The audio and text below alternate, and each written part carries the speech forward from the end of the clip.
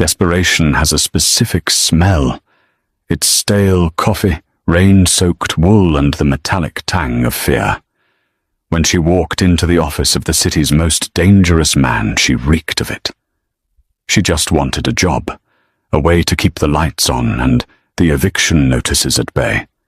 She didn't know the worn Polaroid tucked inside her cheap plastic folder was about to dismantle an empire. He was ready to kill her. Then he saw the picture. The harbour district did not sleep so much as it lay in wait. Through the floor-to-ceiling windows of his office, Leo watched the rain hammer against the asphalt of the loading docks. The sound was a dull, rhythmic thud, white noise that usually helped him think. Tonight, it just gave him a headache. His office sat 3 stories above the Atlantic shipping and freight warehouse. To the city inspectors, it was a mid-level logistics hub. To the men who knew better, it was the carotid artery of the East Coast's illicit supply chain. Leo rubbed the bridge of his nose, the abrasive scrape of his thumb against day-old stubble, loud in the quiet room.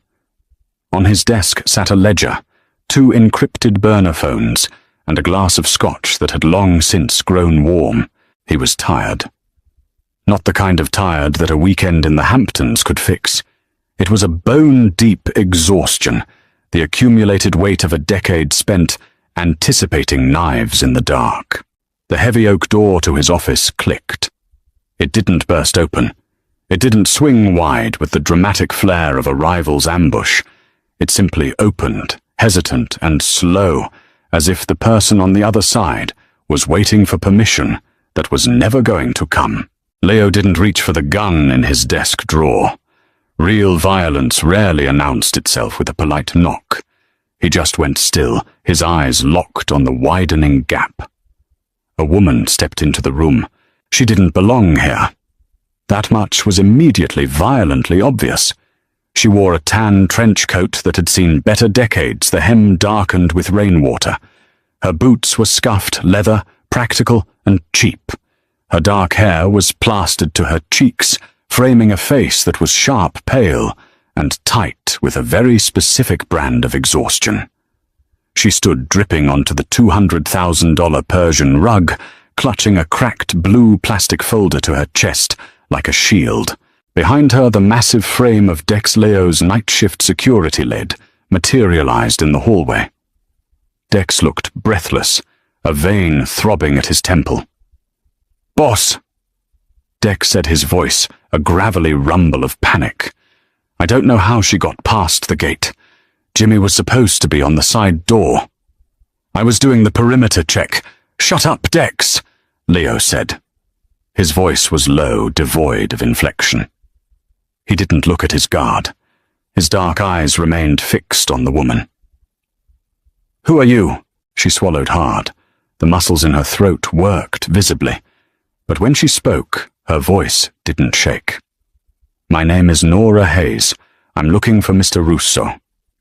Leo leaned back in his leather chair. The leather creaked. "Russo. The hiring manager. I was told he handles the accounting department for the freight manifest side.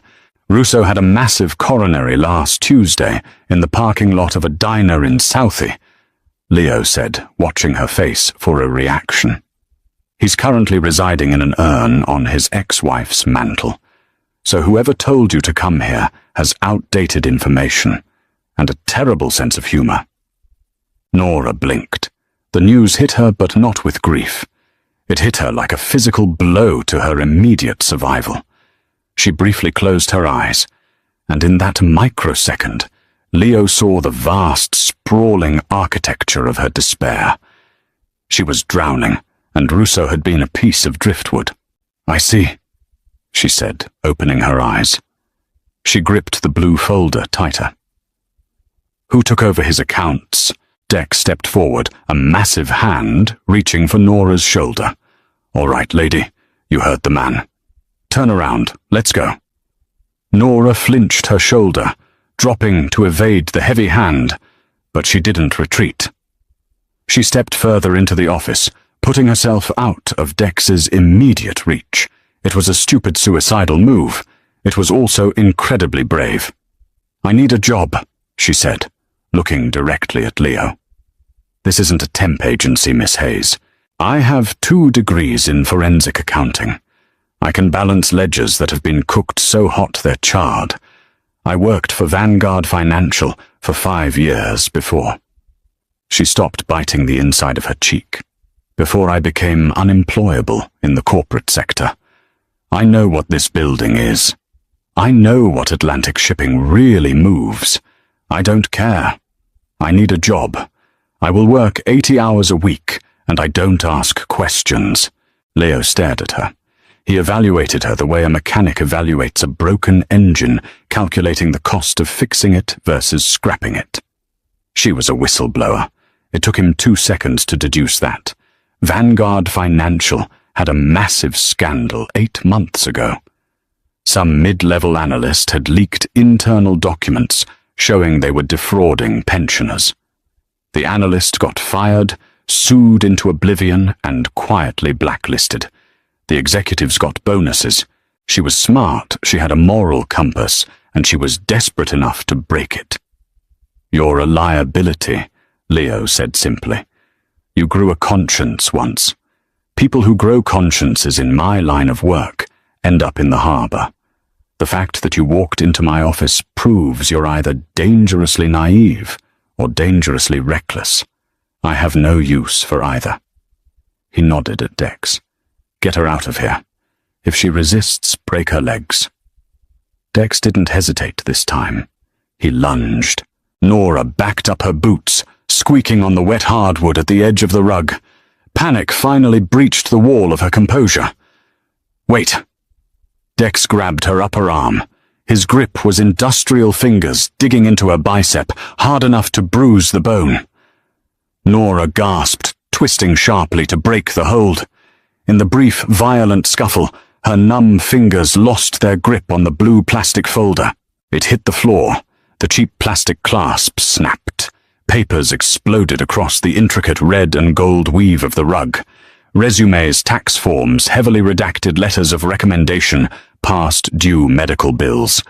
They fluttered down like dead leaves. "Get off me!" Nora hissed, shoving at Dex's chest, but it was like pushing a brick wall. "Enough!" Leo snapped. Dex froze, his hand still clamped on Nora's arm. Leo stood up. He didn't look at Nora. He was looking at the mess on his floor. He hated disorder. He hated the intrusion of someone else's chaotic life into the sterile, controlled environment he had meticulously built. He walked around the heavy mahogany desk, intending to tell Dex to drag her out by her hair if necessary. He stopped. Near the toe of his polished Italian leather shoe, resting on a final notice from a hospital billing department, was a photograph. It wasn't a digital print. It was an old Polaroid, the square white border yellowed with age, the colors washed out by time and cheap film. Leo stopped breathing. The air in the room seemed to undergo a sudden shift in pressure, vacuuming the oxygen from his lungs. He didn't bend down immediately. He just stared at it. The ambient hum of the warehouse below, the drumming rain, the ragged sound of Nora's breathing, it all faded into a roaring silence. Slowly, deliberately, Leo crouched. He picked up the photograph by its edges, handling it as if it were unexploded ordnance. The image showed a young woman sitting on the hood of a faded, rusted 1989 Chevy Caprice. She wore a faded denim jacket, a cigarette dangling loosely from her lips. She was looking off camera, laughing at something, her eyes crinkled. But the defining feature, the thing that made the blood in Leo's veins turn to ice water, was the jagged silver scar bisecting her left eyebrow. The scar he had given her 30 years ago. A cramped, suffocating foster home in South Boston.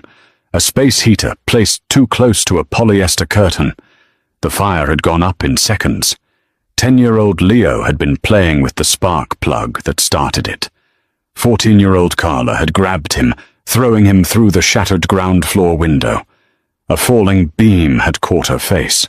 When the fire trucks came, Carla told the police she started the fire. She took the blame. She was sent to a juvenile detention center in upstate New York. 3 months later, a low-level mafia enforcer who couldn't have kids of his own adopted Leo. Leo spent his 20s building an empire of blood and shadow. He spent his 30s trying to find Carla. Private investigators' bribes to state officials scouring census records. Nothing. She had fallen off the face of the earth, swallowed by the cracks in the system that she had thrown him over.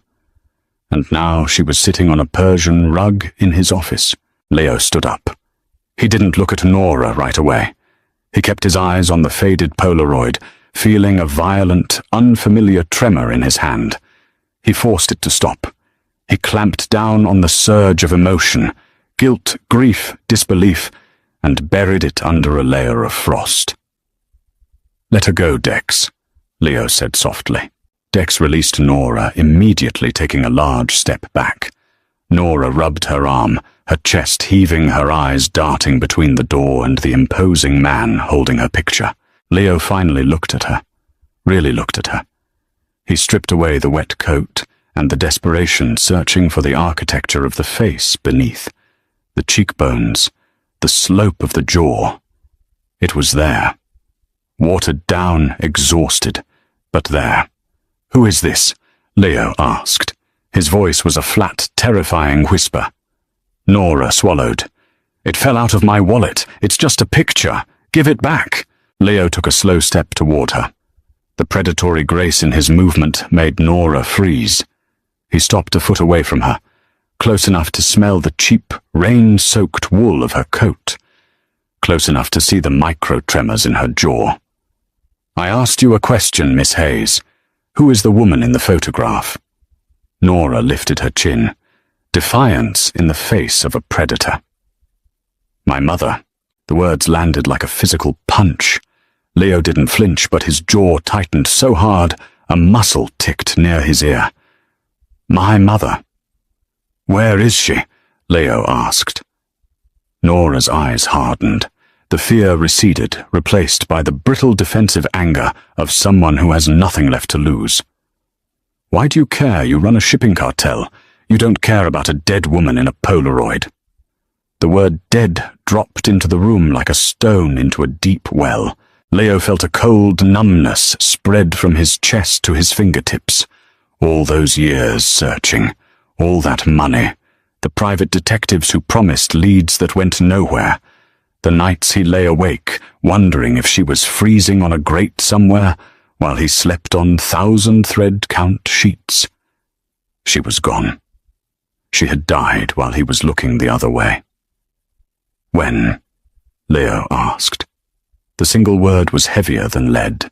Nora looked confused by the intensity of his interrogation, but the sheer gravity of his presence compelled her to answer. 3 months ago. Ovarian cancer. The treatments bankrupted us. Happy now, give me my damn picture, and I'll leave." She reached out, attempting to snatch the photo from his hand. Leo didn't move. He let her pull it from his fingers. He looked down at the scattered papers on the floor. He saw the final notice from Massachusetts General Hospital. Amount due $142,000. He saw a disconnect notice for electricity. Carla had died in agony, drowning in debt, leaving her daughter to beg for scraps from the very underworld that Leo controlled. The bitter irony of it tasted like ash in his mouth. Leo took a breath. When he exhaled, the Mafia Boss returned. The cold, calculating sociopath who ran the eastern seaboard replaced the grieving boy from South Boston, but the underlying objective had changed. "Dex," Leo said, turning back toward his desk. "Pick up her papers." Dex blinked clearly, thrown by the sudden shift in protocol. "Boss?" "Pick them up. Put them in the folder." Leo sat down heavily in his chair, picking up his fountain pen. "Miss Hayes." Nora, who had been edging toward the door, stopped. "What?" "You're hired." The job was a ghost role. Nora knew it the moment Arthur, a severe man in a tailored 3-piece suit who smelled of peppermint and violence, showed her to her desk the next morning. It wasn't in the main administrative bullpen on the second floor, where 30 actual employees pushed papers to make Atlantic shipping look legitimate. Instead, she was placed on the third floor, down a long, dimly lit corridor from Leo Moretti's corner suite. Her office was a windowless room that smelled of old dust and ozone. It contained a heavy metal desk, a dual-monitor computer setup, and 12 filing cabinets packed tight with heavily redacted route logs from the late 90s to the present.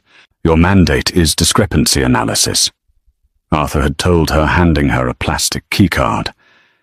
You find where the numbers don't match the fuel consumption, the toll records, or the dock fees. You compile a report every Friday. You do not speak to the floor staff. You do not ask about the cargo. You do not leave this floor without notifying me or Mr. Moretti. Who am I auditing? Nora had asked, genuinely curious.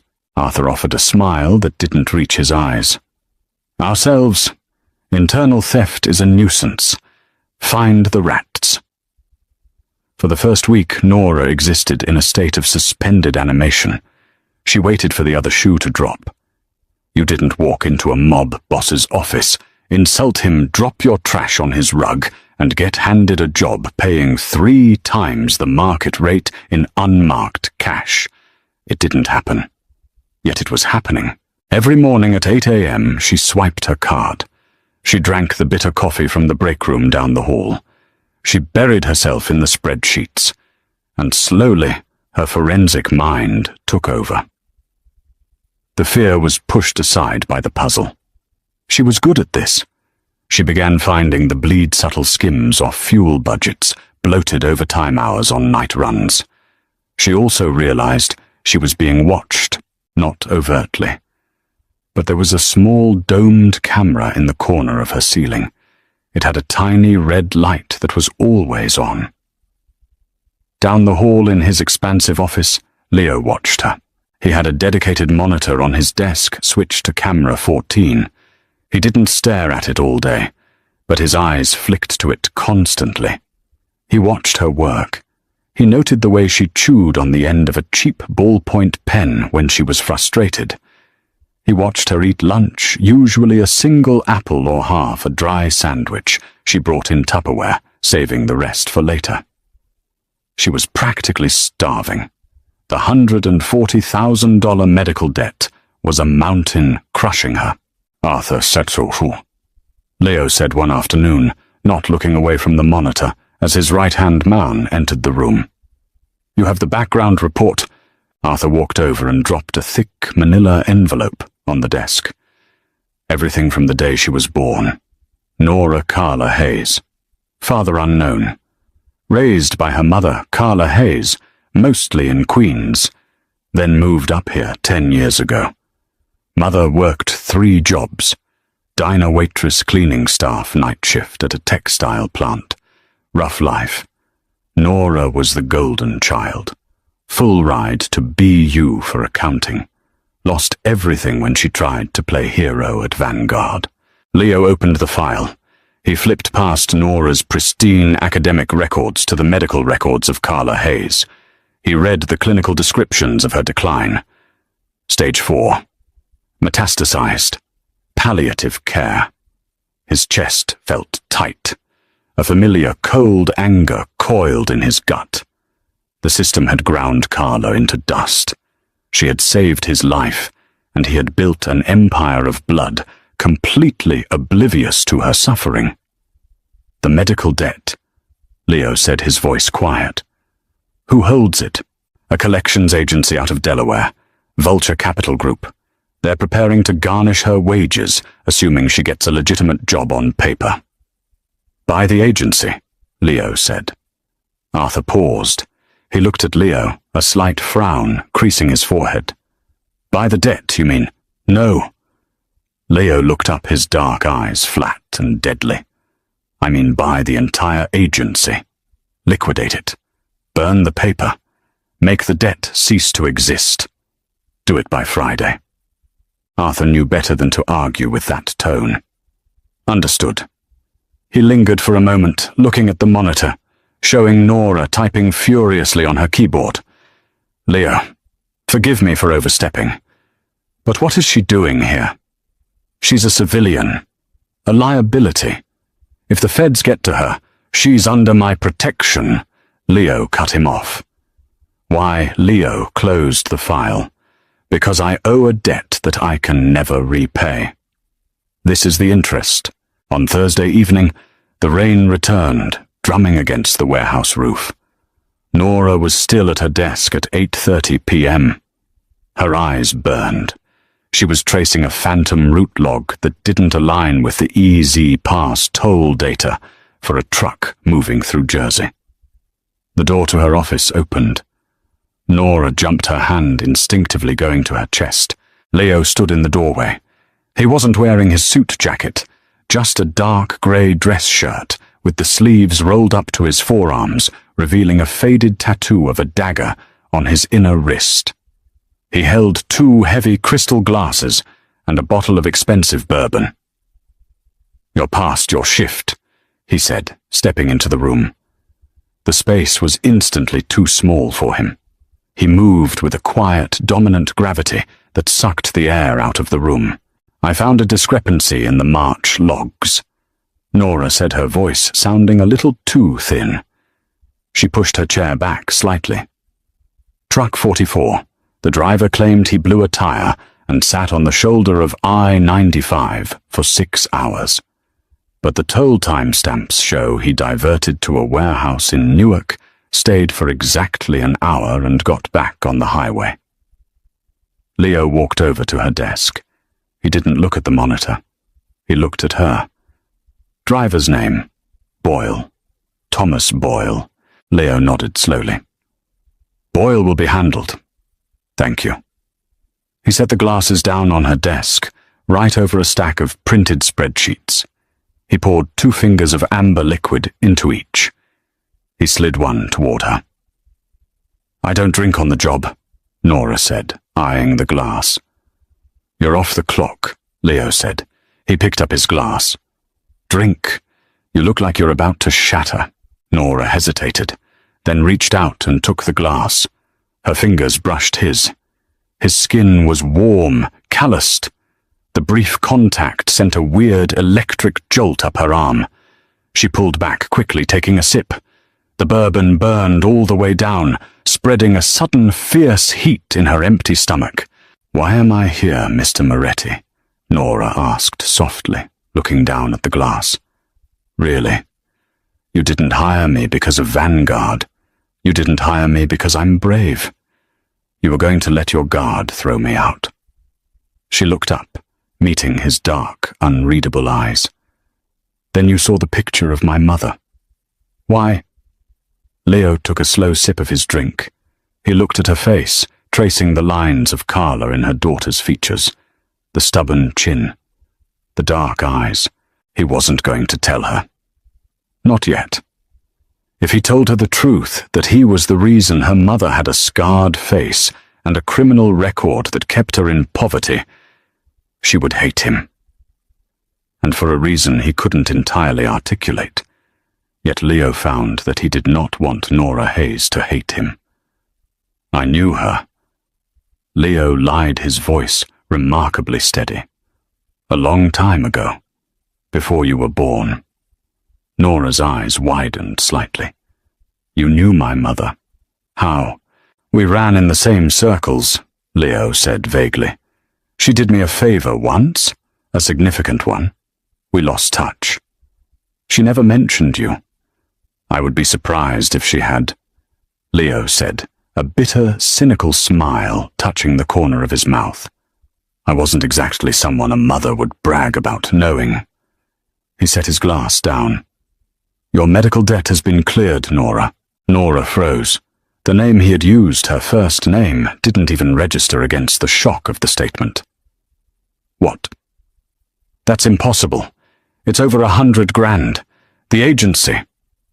"The agency made an administrative error and wiped your file," Leo said smoothly. "It happens. A stroke of luck." Nora stared at him. The cynical part of her brain, the part that had survived the Vanguard fallout, and the brutal reality of poverty screamed at her. Mob bosses didn't do favors. They bought souls. You bought it. She breathed horror and profound relief warring in her chest. You paid it off. Oh my God. I owe you $140,000. Leo leaned forward, resting his hands on the edge of her desk. He was close enough that she could smell the bourbon and the expensive dark cologne on his skin. You owe me nothing, Leo said, his voice dropping to a low, intense register. You work for me now. You do your job. You find the rats. And you don't ask questions about the ghosts in my past, and I won't ask about yours. He stood up, taking his bottle, leaving the glass. Go home, Nora. Get some sleep. He walked out, leaving the door open. Nora sat alone in the quiet office, staring at the empty doorway, the taste of expensive bourbon lingering on her tongue, realizing with terrifying clarity that she had just traded one impossible debt for a much, much more dangerous one. 3 weeks passed. The crushing weight of the medical debt had vanished, and in its absence, Nora's body began to remember how to function. The dark circles under her eyes faded from bruised purple to a dull grey. She started eating whole sandwiches at lunch. She bought a new winter coat, a thick charcoal wool peacoat that didn't smell like a damp thrift store. She was surviving, but the paranoia had set in.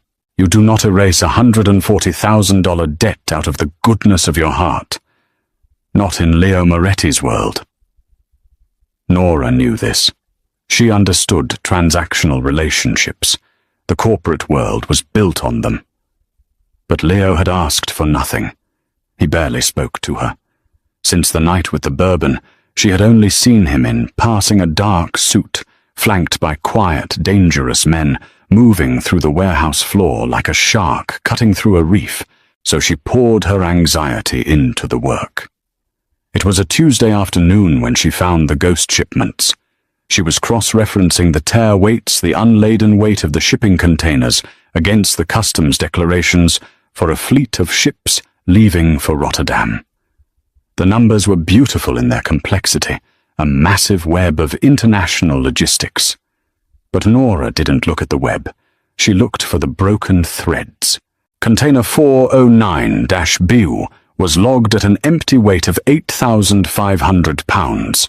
The customs manifest signed it off at 8,500, but the waystation receipt from the New Jersey Turnpike, time-stamped 3 hours before it hit the port, clocked the truck's axle load at a number that meant the empty container actually weighed 9,200 pounds. 700 pounds of ghost weight. Nora dug deeper. She pulled the records for the last 6 months. It wasn't just 409B, it was dozens of containers, always the Rotterdam route, always exactly 700 pounds heavier than they should be. Someone was moving serious contraband on Atlantic Shipping's dime, hiding it in the walls or the false floors of the empty containers on the return trips. She traced the authorization signatures. They all routed back to a single shell, LLC, which after 2 hours of digging through corporate registries, she tied to a man named Dominic Vane. Dominic was Leo's capo for the docks. He ran the floor. Nora sat back in her chair. The hum of the computer fan seemed abnormally loud in the windowless room. She rubbed her eyes. If she reported this, she wasn't just finding a rat. She was pointing a finger at a great white shark. She printed the spreadsheets. She placed them in a clean manila folder. She didn't wait for Arthur. She walked out of her office down the long corridor and past the heavy mahogany doors into Leo's suite. Dex stepped in her way immediately, his massive chest a brick wall. Meeting. No. Nora said, her voice tight. But he needs to see this. From inside the office, Leo's voice carried through the cracked door. Let her in, Dex. Nora pushed past the bodyguard. Leo was standing by the floor-to-ceiling window, looking out at the grey, churning water of the harbour. He wore a crisp white shirt, a dark tie loosened at the collar. He didn't turn around when she entered. "I told Arthur to keep you on the 3rd floor," Leo said. "Arthur isn't my boss," Nora replied. She walked to the desk and dropped the folder on the leather blotter. It landed with a heavy, definitive smack. Leo finally turned. His eyes dropped to the folder, then moved to her face. He noted the colour in her cheeks, the steady way she held her shoulders. The desperate stray dog he had taken in was starting to bare her teeth. He found he liked it. He walked to the desk and opened the folder. He didn't ask her to explain. He just read. For 3 minutes, the only sound in the room was the heavy ticking of a grandfather clock in the corner. Leo's face remained an unreadable mask of marble. He flipped to the 2nd page, then the 3rd. When he reached the final sheet, the corporate registry linking the ghostwait to Dominic Vane, he stopped. He closed the folder carefully. He aligned it perfectly with the edge of the desk blotter. £700, Leo said quietly. His voice held no anger, which somehow made it terrifying. "Cocaine, most likely. Stashed in the corrugated lining. He's using my empty return containers to run his own side hustle. The skim has been happening for at least 8 months, Nora said, keeping her voice professional, detached. It's costing you dock fines and fuel, but more importantly, if customs flags one of these ghosts, the DEA seizes the whole ship. They freeze your assets. Dominic is gambling with your entire infrastructure." Leo looked at her. Really looked at her. "Do you know who Dominic Vane is?" "Your head of dock operations. He's also a man who broke a union leader's kneecaps with a lug wrench last year, because the man looked at him wrong," Leo said. He stepped closer to her.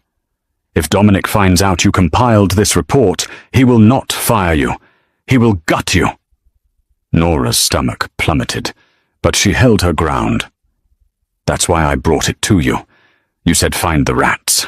I found one." "You found a wolf," Leo corrected softly. He picked up the folder. "Go back to your office. Lock the door. Do not leave the building tonight until I send Dex to get you. Understand? What are you going to do?" "I'm going to restructure my management team," Leo said. He walked past her, the folder in his hand. "Lock the door, Nora." By 9 p.m., the warehouse had emptied out. The heavy machinery on the docks was silent, replaced by the howling wind coming off the Atlantic. Nora sat in her office, the deadbolt thrown. She tried to work, but the numbers blurred on the screen. She kept waiting for the sound of gunfire. She didn't know how the Mafia handled human resources disputes, but she doubted it involved severance packages. At 9:30 p.m., her desk phone rang. It was an internal line. She snatched it up. "Hello, Miss Hayes." It was Arthur. His voice was clipped, breathless. "Dex has been delayed. I need you to leave the building now. Take the south stairwell, go straight to the underground garage. My car is running in spot 12, black sedan. Go." "Arthur, what's going?" The line went dead. Nora didn't hesitate. She grabbed her peacoat and her bag. She slipped out into the hallway. The 3rd floor was bathed in the sickly yellow glow of emergency lights. The main power had been cut. Panic, cold and sharp, flooded her veins. She moved quickly, her boots silent on the carpet, heading for the heavy fire door of the south stairwell. She pushed it open and started down the concrete steps, taking them 2 at a time. The air in the stairwell was freezing. She reached the bottom level P1. She pushed the heavy metal door open and stepped into the underground garage. It was dark. The overhead fluorescents flickered, casting long, strobing shadows across the concrete pillars. She scanned the lot. Spot 12. There was a black sedan idling there, its taillights glowing red in the gloom. Nora let out a breath she didn't know she was holding and jogged toward it. She was 10 feet away when the driver's side door opened. It wasn't Arthur. A man stepped out. He was built like a cinder block, wearing a heavy leather jacket. He held a suppressed pistol casually by his side. From behind a concrete pillar to her left, another man emerged. Nora stopped.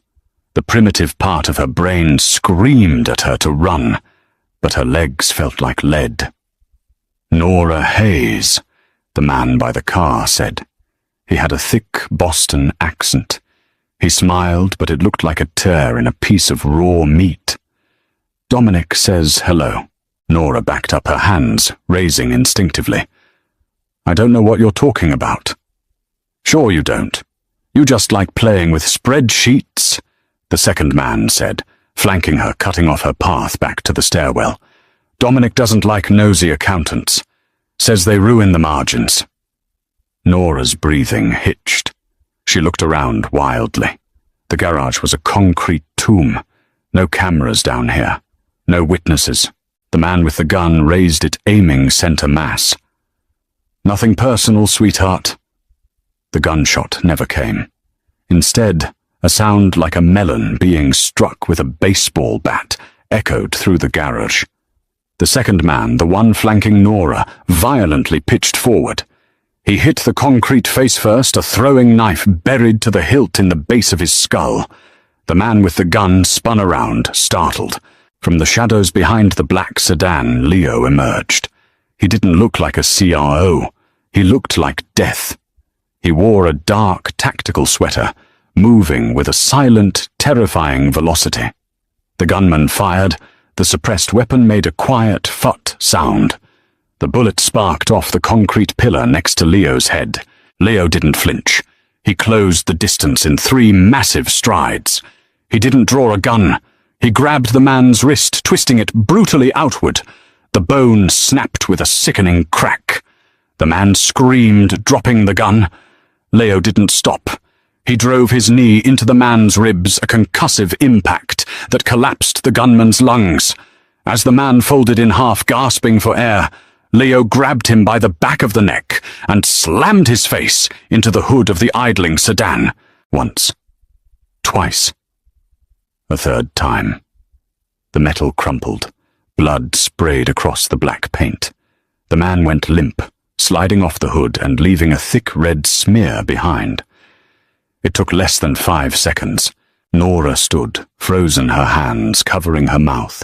A scream lodged sideways in her throat. She stared at the bodies. She had known who Leo was. She had known the reality of his business, but knowing it in the abstract was entirely different from watching a man get his face destroyed 10 feet away from her. Leo stood over the unconscious man. His chest heaved slightly. He wiped a streak of blood off his knuckles onto his dark trousers. He kicked the suppressed pistol under the car. Then he turned to Nora. His eyes were entirely black in the dim light. The civilized veneer was gone, stripped away to reveal the apex predator beneath. "Are you hurt?" he demanded. His voice was a harsh rasp. Nora shook her head, unable to speak. Her knees suddenly lost their structural integrity. She stumbled backward, hitting a concrete pillar and sliding down it until she was sitting on the cold floor. She was shaking violently, her teeth chattering. Leo cursed softly. He walked over to her, his heavy boots crunching on the loose gravel. He crouched in front of her. He didn't try to touch her. He knew what he looked like. He knew she was looking at a monster. "Look at me," Leo commanded. Nora forced her eyes up. She expected to see coldness. Instead, she saw a frantic, terrifying relief. "They missed Arthur," Leo said, his voice dropping to a low, soothing rhythm. "They intercepted his call. Dominic is dead. I handled him upstairs. These were his loose ends. It's over." Nora swallowed hard, pointing a trembling finger at the man with the knife in his neck. "Is he?" "Yes," Leo said bluntly. "He's dead. The other one will wish he was." He finally reached out, taking her hands. His hands were large, rough, and stained with fresh blood, but they were incredibly warm. "I told you," Leo said softly, his thumbs brushing over her knuckles, grounding her. "You are under my protection. I meant it. Come on, we can't stay here. The cleanup crew is coming." He stood pulling her gently to her feet. Nora leaned into him, too terrified to care that she was pressing herself against a murderer. She just wanted to feel alive. Leo wrapped a heavy arm around her shoulders, shielding her from the sight of the bodies, and guided her toward a private elevator, hidden behind an unmarked steel door. The private elevator didn't go to the 3rd floor. It went to the 5th level that didn't exist on the building's blueprints. The doors opened into a sprawling minimalist penthouse. Floor-to-ceiling bulletproof glass offered a panoramic view of the storm, battering the Boston harbor. The furniture was dark leather and brushed steel. It smelled of expensive cedar and rain. Leo locked the elevator with a biometric scan. He guided Nora to a long leather sofa and gently pushed her down. "Stay here," he said.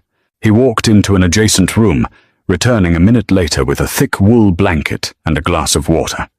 He draped the blanket over her shaking shoulders and pressed the glass into her hands. "Drink it," he ordered gently. Nora took a sip. Her teeth clinked against the glass. The silence of the penthouse was a stark, jarring contrast to the brutal violence in the garage. She stared at the water, her mind trying to process the frantic data of the last 10 minutes. Leo walked to a sleek, wet bar in the corner. He poured a heavy measure of scotch into a glass and drank it neat in one long swallow. He set the glass down and braced his hands on the counter. His head bowed. Under the harsh pendant light above the bar, Nora saw it. Leo was wearing a dark, tactical sweater, but in the struggle, the collar had been torn, pulled violently down his left shoulder. Exposed against his olive skin was a massive, sprawling web of scar tissue. It was old, shiny, and tight. It crawled up from his chest over his collarbone and disappeared beneath the fabric of the sweater. It was a burn scar. Severe, 3rd degree. Nora stopped shaking. The glass in her hands grew heavy. She stared at the scar. Then an image flashed in her mind. The worn Polaroid photograph. The jagged silver line bisecting her mother's left eyebrow. I knew her. A long time ago. She did me a favor once. A significant one. The math in Nora's forensic brain started to run. She was an accountant. She looked for patterns, for timelines, for the hidden ledgers. Her mother had the scar before Nora was born. Carla never talked about it. Whenever Nora asked, Carla would change the subject, her eyes going dark and distant. But once when Nora was 16, and Carla had come home drunk after a double shift, she had touched her scarred face and whispered to herself, "I saved him. I got him out." Nora had always assumed it was a bad relationship, an abusive boyfriend. She looked at Leo. The timeline. The age difference. The Mafia boss who paid off a $140,000 debt without blinking. The man who just killed for her. "Mr. Moretti," Nora said. Her voice was raspy, but the shaking had stopped. Leo turned around. He saw where she was looking. He quickly pulled the collar of the sweater up, adjusting the fabric to hide the scar. It was a small defensive gesture, completely at odds with the violent man in the garage. "Leo," he corrected quietly, leaning back against the bar. "I think we're past formalities, Nora." Nora stood up. The blanket slipped from her shoulders, pooling on the leather couch. She walked toward him. She wasn't afraid. Not of him. The terror of the ambush had been burned away by a sudden, blinding clarity. She stopped 3 feet away from him. "Where did you get that scar?" she asked. Leo's jaw tightened. "An accident, a long time ago. My mother had a scar." Nora said, her eyes locked on his. On her face. She said she got it pulling someone out of a fire. Leo didn't move. The ambient noise of the storm outside seemed to mute itself. He looked at her, his dark eyes warring with the instinct to lie and the exhaustion of carrying a ghost for 30 years. Coincidence? Leo said, his voice flat. I don't believe in coincidences, Nora countered, stepping closer. I'm an auditor. Coincidences are just bad math. You didn't run in the same circles as my mother. She was a waitress in Queens. You run a criminal syndicate in Boston. The only way you cross paths is if you knew her before. Leo looked away, staring out the window at the rain lashing the glass. His silence was deafening. She was 14, Nora said softly, piecing it together aloud. She had a juvenile record for arson in South Boston. The state sealed it, but I found the docket number once, 1989. You would have been, she calculated his age. 10. Leo closed his eyes. Did she start the fire? Leo. Nora asked, her voice cracking slightly. Leo exhaled. It was a ragged, painful sound. He opened his eyes and looked at her. The predator was entirely gone, replaced by a profound, ancient grief. No, Leo whispered. She didn't. I did. Nora inhaled sharply, taking a half step back. I was playing with a spark plug. Leo said the words spilling out like blood from a reopened wound. In the foster home, I caught the curtains. The whole room went up in seconds. I was trapped under a burning shelf. Carla. He swallowed heavily. Carla came in. She pulled the shelf off me. Her bare horns.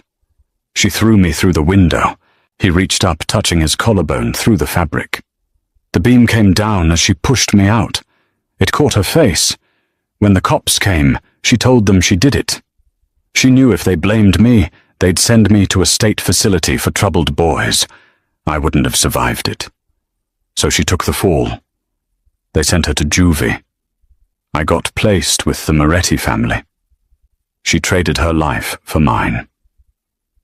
Nora stared at him, the world tilting slightly on its axis. You're the reason her life was ruined. It wasn't a question. It was a verdict. Yes, Leo said. He didn't flinch from it. He accepted the sentence. I spent 20 years looking for her. I had the money to fix it. I was going to give her everything. But I couldn't find her. She changed her name, moved. By the time you dropped that photograph on my floor, she was already gone. Nora felt tears prick her eyes. She thought of her mother. The double shifts, the cheap apartments, the pain of the cancer made worse by the terror of leaving Nora with nothing. All of it traced back to the man standing in front of her. The man who had just saved her life. She wanted to hate him. She wanted to scream. But looking at Leo, seeing the devastation in his eyes, she realized he hated himself far more than she ever could. So that's what this is, Nora whispered, wiping a tear from her cheek. I'm not your accountant. I'm your penance. Leo stepped toward her. He didn't touch her, but his proximity was a physical weight. You were, he said, his voice dropping to a gravelly, intense murmur.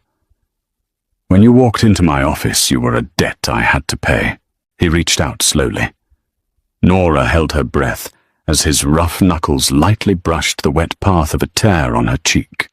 The contrast of the blood on his hands and the absolute gentleness of his touch was dizzying. But you're not a debt anymore, Nora, Leo said, his eyes burning into hers. Dominic didn't try to kill you tonight because you were a ghost from my past. He tried to kill you because you are mine. The possessive weight of the word settled over them, heavy and irrefutable. Nora looked up into the eyes of a mafia boss, a murderer, and the architect of her mother's tragedy, realizing with terrifying certainty that she had no desire to run away. Nora did not pull away. The bloody knuckles against her cheek were a grotesque juxtaposition to the tenderness in his eyes, but it made perfect sense. This was Leo. He was the violence in the garage, and he was the boy who had carried the guilt of a fire for 30 years. "I'm not a possession," Nora said softly. Her voice trembled, but not from fear. "No." Leo agreed. His thumb stopped moving. He let his hand drop the physical distance between them, returning cold and immediate. "You're a civilian, and right now, you're a target. Dominic is dead, but the people he was moving weight for are not. They will want answers. They will want the money he owes them." The private elevator chimed.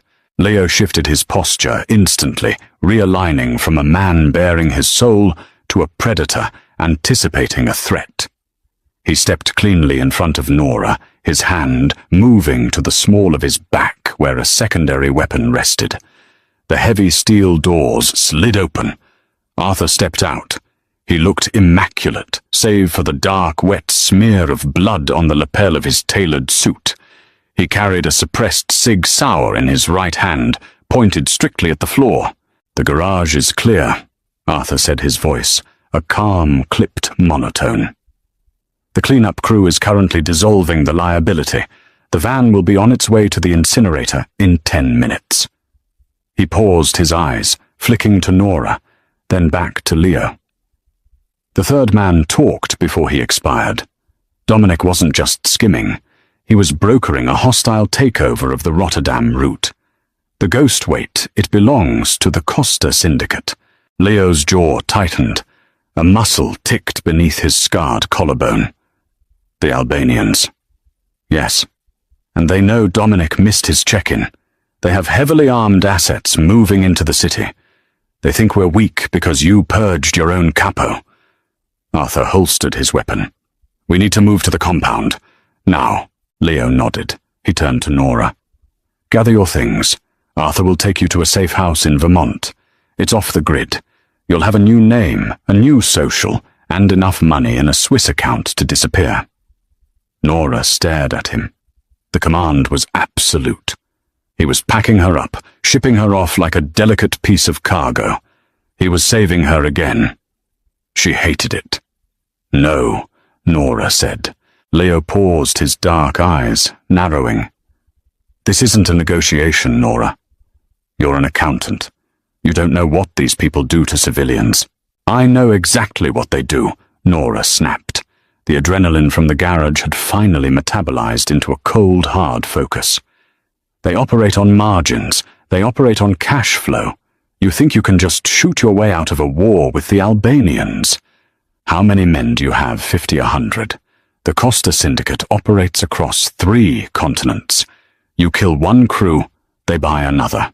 She walked past Leo, heading for the heavy oak table where her damp peacoat and bag lay. She pulled her laptop from the canvas tote. She slammed it onto the table and flipped it open. "Dominic was using your infrastructure, which means his payments to the Costa Syndicate are buried somewhere in your corporate architecture." Nora said, her fingers flying across the keys as the screen flared to life. "I have the routing numbers for the shell company he used to authorize the ghost containers. Give me access to the unredacted master ledgers. The real ones." Arthur took a step forward, his polished facade cracking. "Leo, she's a liability. If the feds ever get their hands on her.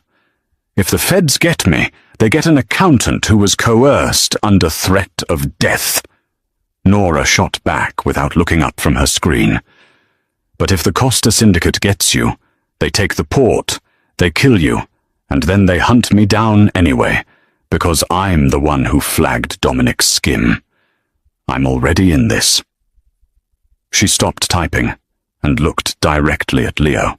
"You can't buy my safety, Leo," she said, her voice dropping to a fierce, grounded whisper. "You paid my debt. Now let me pay yours. Let me find their money. You want to hurt a cartel, you don't shoot their soldiers. You empty their bank accounts. Leo looked at her. He saw the sharp, uncompromising line of her jaw. He saw Carla's defiance, resurrected and sharpened by a decade in the corporate meat grinder. He didn't see a victim. He saw a weapon. "Arthur," Leo said slowly, his eyes never leaving Nora's face. "Give her the encryption keys to the master server." Arthur exhaled a long, sharp breath. May God have mercy on us all. He pulled a titanium flash drive from his vest pocket and tossed it onto the table next to her laptop. "We leave for the compound in 2 minutes," Leo said. He stepped close to the table, leaning down until he was eye level with Nora. "If you do this, there is no going back to a normal life. You understand that you touch the real ledgers. You are permanently in the dark with me." Nora picked up the flash drive. She looked at the blood still staining Leo's knuckles. "I've been in the dark my whole life, Leo," she said. "At least here I have a desk." The Moretti compound sat on 30 acres of heavily wooded land in upstate New York, 40 miles from the city limits. It wasn't a mansion, it was a fortress dressed in stone and timber. For 48 hours Nora did not sleep. She sat in the cavernous underground study, wrapped in one of Leo's oversized cashmere sweaters, her eyes burning as she stared at 3 massive monitors. The master ledger was a terrifying labyrinth. It was brilliant, horrifying, and complex. It took her 12 hours just to map the architecture of Leo's legitimate fronts versus his illicit cash flows. Once she understood the machine, she started hunting the parasite. Upstairs, the war was entirely physical. The Costa Syndicate had struck 2 of Leo's warehouses in the city. 7 men were dead. The tension in the compound was a living, breathing thing. Heavily armed men patrolled the perimeter. The smell of gun oil and stale coffee permeated the ventilation system. Leo came down to the study sporadically. He didn't ask for updates. He simply brought her food, a plate of scrambled eggs. She barely touched a cup of black tea. He looked increasingly hollow, the violence above ground taking its toll. Every time he entered, Nora saw a new smudge of dirt, a new tension line bracketing his mouth. At 3 a.m. on the 3rd night, the proximity alarms outside the compound wailed. The sound was a mechanical shriek that vibrated through the concrete walls of the underground study. Almost immediately, the heavy thud of suppressed automatic gunfire echoed from the tree line above. Nora flinched her hands, hovering over the keyboard. The heavy steel door to the study slammed open. Leo stood in the frame. He wore a Kevlar vest over a black tactical shirt. He held a matte black rifle. His eyes were wide, feral. "They breached the outer gate," Leo barked. "Arthur is holding the driveway. Lock this door. Do not open it unless you hear my voice." "Leo, wait.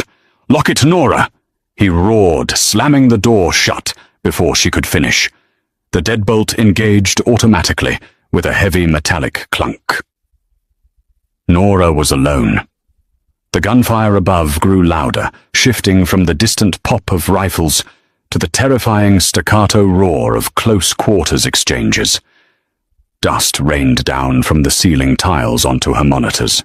Panic seized her throat, tight and suffocating. She wanted to hide under the massive mahogany desk. She wanted to curl into a ball and pray. She looked at the screens. She was tracing a series of microtransactions Dominic had routed through a shell company in Cyprus. It was a tedious, agonizing process, peeling back layers of corporate fiction. You want to hurt a cartel? You empty their bank accounts. Nora forced her hands down to the keyboard. Her fingers were shaking so badly she hit the wrong keys twice. She closed her eyes, took a deep breath of the stale, dusty air and opened them. She stopped looking at the numbers as money. She looked at them as blood. Every dollar flowing into the Cyprus account was a bullet being fired at the man fighting above her. She typed. The gunfire upstairs was deafening now. She heard a heavy explosion that rattled the coffee mug off the edge of her desk. It shattered on the floor. Nora didn't flinch. She broke through the third firewall of the Cyprus Holding Company. There it was, the Costa Syndicate's operational fund for the entire eastern seaboard. $42 million sitting in a centralized offshore account, waiting to be dispersed to pay off the local politicians, the hitmen, the dock workers. It was protected by biometric authentication and rolling encryption keys. She couldn't steal it. It would take a team of state-sponsored hackers a month to drain it. But she didn't need to steal it. She just needed to burn it. Nora opened a secure, encrypted terminal. She bypassed the withdrawal protocols and attacked the account's compliance metadata. She flagged the $42 million with universally recognized digital markers for international terrorism funding. She tied the routing numbers to known ISIS shell corporations on the Interpol watch list. She hit execute. It took the global banking algorithm exactly 4 seconds to detect the markers. On her screen, the status of the Costa Syndicate's operational account shifted from active to frozen, pending international investigation. The money was gone, not stolen.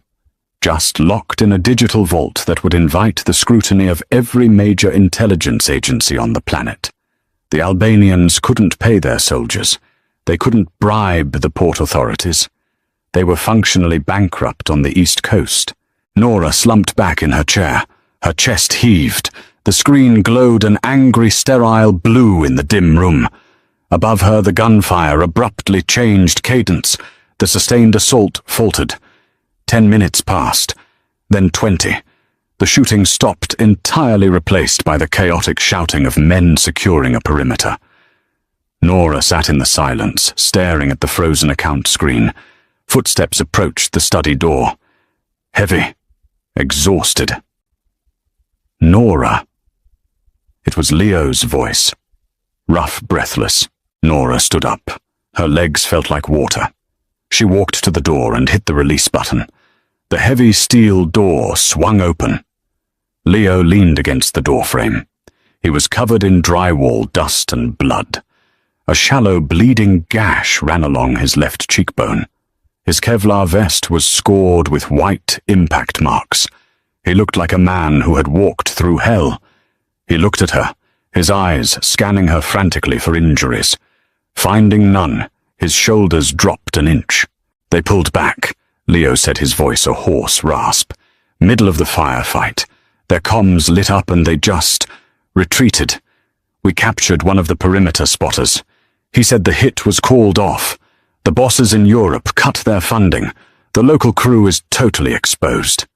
He looked at her, truly registering the dark circles under her eyes, the fierce, terrifying intelligence radiating from her exhausted frame. "What did you do?" he whispered. Nora looked back at the monitors. "I flagged their operational funds for terrorism compliance. Interpol just seized $42 million. The Costa Syndicate doesn't have the cash to buy a cup of coffee in Boston right now." Leo stared at her. The silence in the underground study was absolute.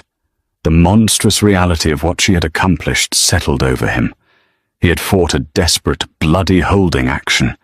She had ended the war with a keystroke. He took a step into the room. He let his rifle slip from his fingers.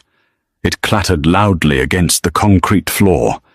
He walked toward her, closing the distance until there was no space left between them. He reached out his large, blood-stained hands, cupping her face. He didn't care about the dust. He didn't care about the violence he had just committed. "You." Leo breathed, his forehead resting heavily against hers. "You are terrifying."